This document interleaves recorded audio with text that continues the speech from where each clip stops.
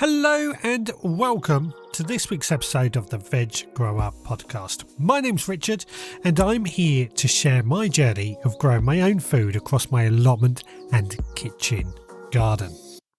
Now, coming up this week in the podding shed, I'm going to be talking to you a little bit about feeds because it's that time of year where we need to think about feeding our plants. Before that, we'll be in the kitchen garden where I've been tackling quite a few tasks that really have made the world of a difference. But before that, we start off down on the allotment where I've been visiting a lot this week. So, without much ado, let's get into it.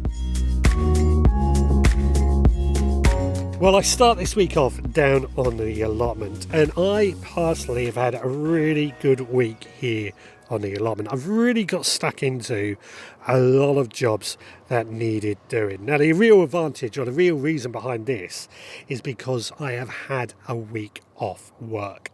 And that has meant that I've been able to come down to the allotment every single morning, just for a couple of hours. But honestly, it has made a big difference. I've got on top of a lot of those mundane tasks that need doing, but just need a bit of time spent on them.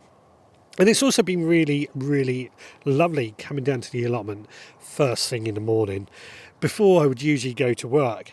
And it's been quiet down here. It's been lovely. All we can hear is the birds tweeting, the morning sun, and it has been really, really lovely. Now, one of the things I often say is the best way to manage an allotment is little and often. This week, in my opinion, has really proven that.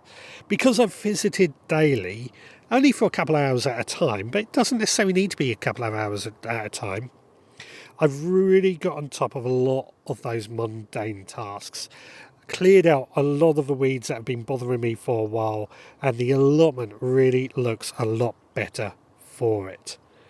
And this has been on top of some rather changeable weather. I've actually been caught out in a few downpours, but you know, this is June. What do you expect? Now, again, I will always iterate the point that regular visits to the allotment every day if you can, even if it's before work or on the way home from work, you will really keep your allotment in good order. And it doesn't need to be for long. I've said 2 hours every day this week, but really half hour a day is all it needs. Now, one of the big things that I've really noticed is just how well everything has responded to the warmth and the moisture. The beans have really shot up in growth, the potatoes are looking incredibly lush, the brassicas are settled in nicely and potting on some good growth, and even the courgettes, which a couple of weeks ago were just looking a little bit sulky, they've decided now they're happy and they've started potting on some proper growth. However, the real star of this week has been the garlic. And that's because it was time to harvest the garlic. Now, our garlic has done pretty well this year. Some varieties have done better than others, but it is always good to get garlic. It's one of the harvests that I really look forward to every year. Now, I will say that my garlic grown here on the allotment has done much better than the garlic I've grown at home. The bulbs are bigger, the stems are thicker. Some varieties, as I said, have done better than others. But for some reason, I think the allotment soil just suits growing garlic better. Now, I planted 6 varieties of garlic, and I harvest these when the foliage has turned yellow or the stems have flopped over. And what I will then do is place the bulbs in the greenhouse just for a couple of weeks to cure so the skin dries out nicely. What this will mean, it makes it easier to wash off any mud, but also means that they will store much, much better. And an example of this is that we've only just finished last year's garlic, so the timing is perfectly. And as always, largest bulb of each variety we will be saving to plant again in September. Now, I've also been cutting down some big clumps of comfrey to fill the compost bin. Comfrey is really thriving at the moment, and I mentioned a couple of weeks ago that we cut down some then. Well, they put on plenty of growth, which has meant huge leaves, loads of growth. We've got clumps of comfrey just popping up all over the place. In particular, alongside the track that runs alongside my allotment. So that all needed trimming back really quickly, and I've been doing that. It will regrow quite quickly, but the bees, and I've left some comfrey of course for the bees, but they absolutely love the flowers. Now, one of the things that I do want to mention is that when I lift the comfrey to throw in the compost bin, I do need to wear gloves. I found in the past that comfrey has tiny little hairs on the sort of stalks, and I found that they can really irritate my skin. So wearing gloves is absolutely essential when it comes to dealing with comfrey. Now, added to my morning visits, a couple of times this week in the evenings, I've taken Roxy for her evening walk. Often, I just let her decide where she wants to go. I mean, it's her walk after all.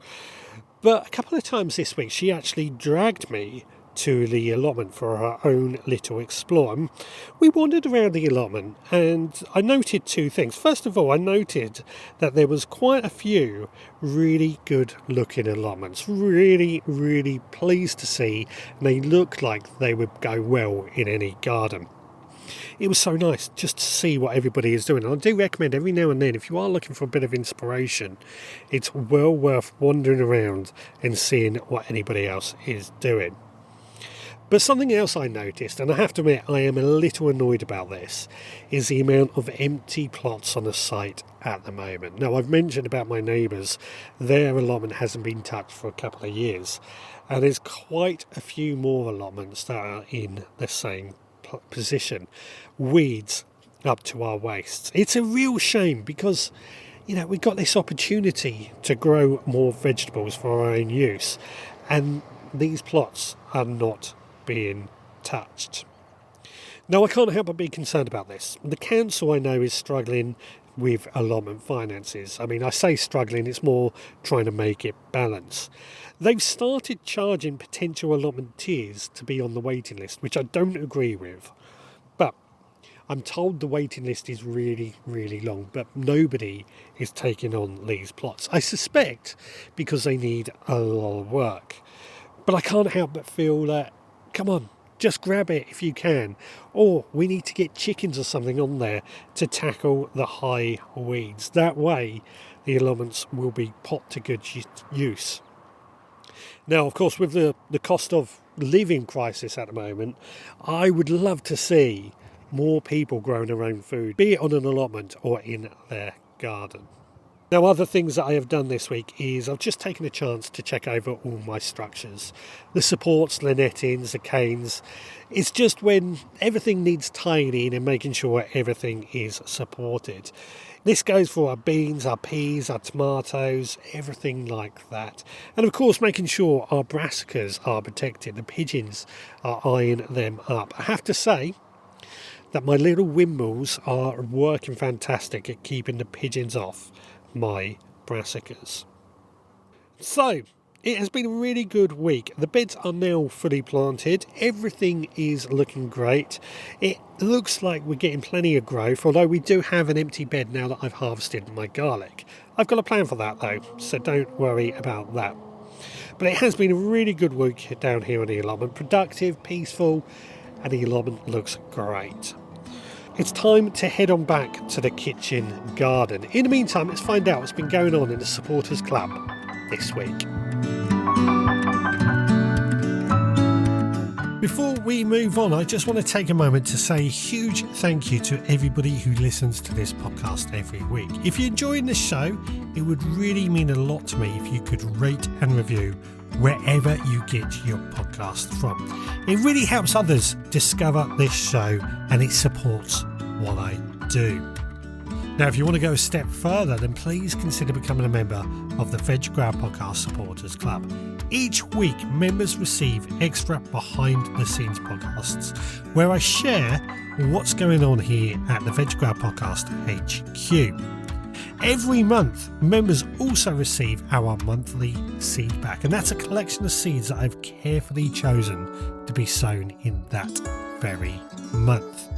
Along with the seeds, you also get a copy of our mini newspaper, which gives you a few instructions on how to sow and grow the seeds that I have included. This newspaper is also doubles up as a tool, with a list of seeds to sow and tasks to tackle that month, along with spaces for your own notes. And all that is just £5 a month. Now this week in the Supporters Club, we have been sowing Mizuna, which is a fantastic mustard green, and we've been sowing Swiss chard. These are two brilliant crops for fast, reliable harvests through the summer and into the autumn. Now if that sounds like something you would enjoy joining up to, then please head to the veggrowerpodcast.co.uk. We would absolutely love to have you there. Right, back to the gardening. Well, I'm back home in the kitchen garden for this week's kitchen garden update. Now, just like the allotment, I've spent a lot of time out here this week, just having a week off work. I've really enjoyed just spending my free time gardening. It was like this during lockdown. I just really enjoy having a bit of time out in my own space, in my garden. And what's really great about it is just being able to give this space some attention. It really does transform the place. And it's just amazing how much difference a few focused days can really make. Now, like the allotment, I spent a couple hours on the allotment in the morning, but I spent much of the rest of the day here in the kitchen garden. And while I've been out here, Roxy has been out with me as well. Now, she absolutely loves being out in our garden. She does have a rather naughty habit of digging the lawn, though, and it is annoying. I try and stop her, but it's part of her instinct. This week, however, she has turned to digging in my vegetable beds as well, which really has kept me on my toes. It'll be a case I'll plant out a lettuce or something, I'll turn around for a moment, and the next thing I know, she has dug up that lettuce that I've just planted, which she did get a bit of a telling off, but it's definitely been keeping me busy. Now, last week I mentioned I cleared the climbing vine that was on our fence, and this week I've actually been tackling the ground level along that same fence line. Now, this area is one of those awkward areas. It is on the south side of our garden, and it doesn't get very much sun at all. Now, I don't generally try and grow anything there because of the lack of sunlight, but it's where I generally have kept my compost bins and water butts. The trouble is that area gets messy very, very quickly. Weeds have a tendency to grow there, especially things like ivy, and because the compost bins are squeezed in, it's a tricky area to keep on top of. So I spent a good chunk of time just tidying it up, moving things around and giving it a proper reset. A lot of it looks so much better for it. Now, I've moved the hot bin composter into a better location, and I'm hoping that's going to make much better use of it. I love the hot bin composter. We tried it a lot last year. It does a fantastic job. It breaks down material really quickly. It gets nice and hot. It produces really good compost. But its location where I put it was just a little bit tricky to use, and I did find myself, although we trialled it a lot last year, I did find myself not using it as much as I should just because of access issues. So I've moved that now in a much better location, which means should be able to start filling it up a lot more. Now, one of the other things I've been working on is our watering systems. A few weeks ago, I mentioned the straight autopot watering system that I have in my pea bed, and that is fantastic, along with my autopot pots system that I have in the greenhouse and the trays and so on. You know, I really, really love this watering system. It works really, really well.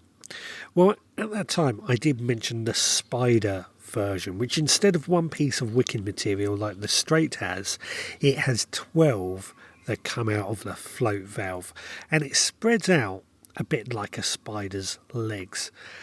Well, I got one of these, and I've brought that and set that up in one of my beds. Now, it's really easy to set up, I'm going to say. It's just a case of putting a water butt into its place, running the pipe from the water butt to the the float valve, and then potting in the wicking material and spreading it out across the soil, and then covering the soil with some compost or mulch, and then we'll plant into that.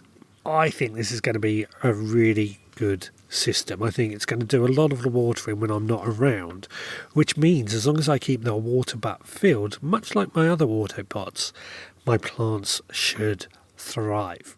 Now, based on my experience with all the previous auto pots, I think these are going to work fantastic, and I'm such a big fan of these, which is why I have my affiliate code AUTO10RVG, which if you use on the Autopot website will give you 10% off. Plus I get a little bit of commission as well. Now, that's not my reason for why I want to promote these. I want to promote these because I find that they work. I'm very happy with the Autopots pot systems, the big pots, the small pots, the straight, the trays, and I think the spider is going to work out just as well. The only thing I would say, the spider will probably cover 1.5 metre, 2 metre square area. I reckon in my big beds we're going to need 2 in each bed to really get it to work well. But we'll start with one for now, and we'll compare the two sides of the bed to see how they both behave. Now, to feed it, I'm actually using one of my collapsible water butts, which I've raised up on a few breeze box. This is just to give it some height, so it's above the bed, and the height just allows the water to flow to the valve. Really simple. No pumps involved, no electricity. It's all done by gravity, and it is so simple. And as you know, I like simple because simple is best. The only thing I really need to see is how well it actually performs when it's, well, especially as I think we're going to get more of these hot spells that just dries everything out really, really quickly. Now, another thing that I have noticed while I've been potting around is that, well, it might be concerning to some, but I find it fascinating. We've got bumblebees nesting in the ground right at the entrance to my chicken coop. I know it's more bee talk. I wasn't going to talk about bees this week, but these are in my garden. These are bumblebees, not honeybees. They're no trouble at all, though, I have to say. I'm leaving them be. It's nice to see them coming and going. They're pollinating my plants as well, and they're gentle creatures. Even Roxy has stood there watching them all the time. So as long as they're happy and the chickens don't seem to mind, they're welcome to stay as long as they like. Now, because I've had the time this week, much like the allotment, I've also been able to give everything a proper once-over. Just checking for pests, tidying plants, trimming back anything that gets a bit unruly. It's just that kind of week where all the work that I've done, it hasn't been dramatic, but it just makes that big difference to see how the garden grows over the next few months. One of the other things that I've done, and I was very reluctant to do this, I was trying to grow some plants, let them flower and let them produce seed. I had kale plants, I had cabbage plants and Brussels sprout plants, purple sprouting broccoli and chard. I've decided to give up on those. They were taking up too much space that I wanted to grow up food in. They weren't producing the seed anytime soon, so I've given up on those. We're going to have a rethink on how we can start saving seed from our plants, but I've given up for that because I just want more space to grow more food. But nonetheless, it's been a busy week here in the kitchen garden too. Lots of little jobs, lots of tidying, and just lots of setting things up for the rest of the season, and it's looking better for it. I feel better for it as well. Well, I'm going to head on into the podding shed and talk to you about feeding our plants. But before that, let's find out what's been going on in the kitchen this week. Chopping all the veggies, sizzle in the air. Chef's got with the magic, smells are everywhere. Water starts to boil, onions hit the pan. Recipe of the week, let the feast begin. Cooking with Chef Scott, flavors come alive. Tune in every week for a tasty bite. Now, for this week's recipe, I wanted to keep things really simple and seasonal. And you can't get much more early seasonal than peas and mint. So we're making a pea and mint crostini, which is a lovely, fresh little snack that's just perfect after a morning in the garden. You will find this recipe on the veggrowerpodcast.co.uk, of course, but to be honest, this is such a simple recipe, I very much doubt you're going to need written instructions. Now, it is one of these recipes that looks fancy but takes minutes to put together. All you need to do is cook some peas for just a few minutes, basically just blanching the peas, then mash them with some chopped mint, garlic, lemon and olive oil, and then you just pile that onto some toasted bread. Now, you can keep it simple, or you can dress it up with a bit of feta cheese, some lemon zest, a drizzle of chili oil, should you fancy it as well. But it is so simple, but very, very tasty. And it's a great way to use those first harvests of the year, especially if you're like me, you've already been picking peas and broad beans. And if you don't grow peas, frozen ones just work just as well. So this is a recipe that anybody can make, and it also, in my opinion, makes a really fancy little canapé should you have guests over as well. So go give it a try and let me know how you get on with it. Well, I'm back in the podding shed now, and I just wanted to talk to you about something that comes up a lot at this time of year: feeding our plants. We're now into June, I think it's safe to say, and everything is growing fast. And it's very easy to fall into the trap of thinking that we need to feed everything all the time. Actually, that's not always the case. It's possible to overfeed our plants, and that can sometimes reduce their productivity. When we talk about feeding our plants, what we mean is that we're adding nutrients to the soil to nourish them. Now, these nutrients can naturally occur in the soil, but when we harvest our vegetables, we often remove these nutrients and therefore they need replacing. This can often be done with things like compost or solid feed such as grow more, blood, fish and bone. Today, I'm focusing more on liquid feeds, and that is because they deliver nutrients much faster to the plants. They're more of a pick-me-up than something to build up in the soil. Now, I use a phrase, feed it Friday, and that's because Friday is my day for feeding my plants. Now, this is a very simple routine to help me stay on top of things.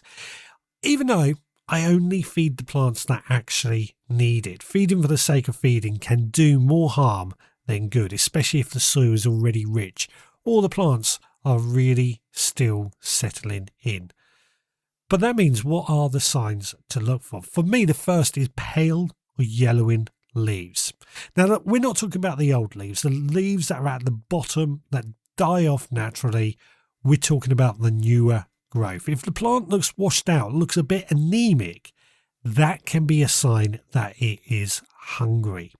Another sign can also be slow growth, especially if everything else around it is thriving. Sometimes plants just look a little bit tired, even when they've had enough water. They're not diseased or pest-ridden, they're just lacking a bit of oomph, and that is where feeds come into their place. Now, as I said, at this time of year, we are using mostly liquid feeds, and they are because they act quickly. They're easy to apply, and the plants take them up fast.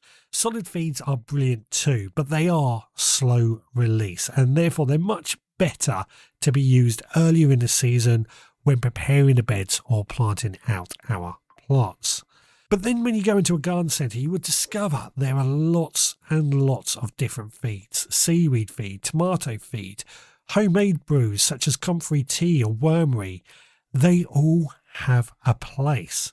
Now, tomato feed, I think it's a wrong name in my opinion, but it is a great feed for anything that fruits. Tomatoes, of course, peppers, chilies, cucumbers, raspberries, apples. They all benefit from a bit of tomato feed when they are flowering. Seaweed is a general good all-rounder, and it helps with plant health. Comfrey tea, if you can handle the smell that is a fantastic for just giving plants a real boost. Many of these feeds can be bought, but comfrey food, wormery, that can be made at home, which is a great way to save money. Now, I do tend to feed my plants with a seaweed feed when they are young.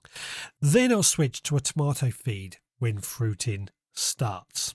Now, for plants that aren't fruiting or flowering, I just stick with worm wee. But comfrey is also a great replacement for tomato feed. Now, if you are buying into some plant feeds, my preferred supplier is a company called Empathy. You often find them in garden centres. They have a really good selection. They also have feeds that are very specific to certain plants, such as citrus plants or olive feed, or even things that we might think of that as ericaceous or blueberries and things like that. They've got very specific seeds, but overall I find Empathy to be a really good supplier for a good range of plant feeds. However, the most important thing to remember here is, and I say this quite often, we're not feeding the plants, we're feeding the soil. If your soil is healthy, it's full of organic matter, it's full of life, most feeding is already done for you. The compost you add, the mulch you lay down, the organic matter that works into your beds, they are what really sustain the plants for long terms. Liquid feeds are just a little top up when the plants need a quick pick-me-up. Now, as I've spent some time in my garden allotment this week, I have been checking around and most of my things actually look quite good. I have given my pumpkins and squash a bit of a feed as they were just looking a little bit hungry, but the beans are doing well, the potatoes are lush and the brassicas have settled in nicely. The only thing I've fed are the tomatoes in the greenhouse, which are just starting to set their fruit, along with the cucumbers, which always appreciate a little bit of extra help. So if you're unsure whether to feed something or not, my advice is always the same. Look at the plant, not the calendar. If it looks happy, leave it alone. If it looks like it needs help, give it a little boost. Simple, but really important at this time of year. Feed wisely, feed when needed, and let the soil do the hard work for you. Feed the soil, not the plant. A phrase that I will use quite often.